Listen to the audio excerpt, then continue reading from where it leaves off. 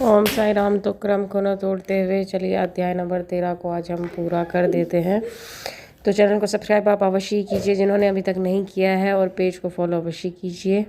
बहुत ही प्रेरणादायक ये सारी की सारी सत्य घटनाएं हैं जिनको आप अवश्य आपको बहुत ही अच्छी इसमें से सीख मिल सकती है, और गूढ़ रहस्य है इन सब का।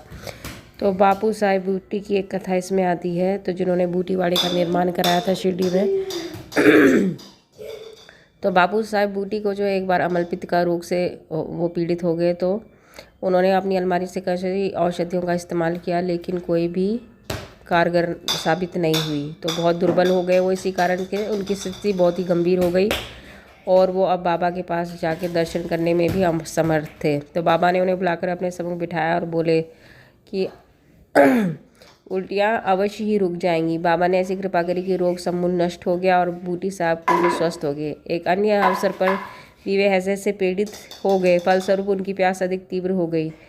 डॉक्टर पिल्ले ने उन्हें हर तरह के उपचार किए, परंतु स्थिति न सुधरी। अंत में वे फिर बाबा के पास पहुंचे और उनसे तृष्णा रोग निवारण की औषधि के लिए प्रार्थना की। उनकी प्रार्थना सुनकर बाबा ने उन्हें मीठे दूध में उबला हुआ बादाम, अखरोट और पिस्ता का काढ़ा पियो, यह औषधि बतला दी। दूसरा डॉक्टर या हकीम बाबा की बतलाई हुई इस औषधि को प्राणघातक ही समझता, परंतु बाबा की आज्ञा का पालन करने से ये रोग नाशक सिद्ध हुई, और आश्चर्य की बात है कि रोग समूल नष्ट हो गया।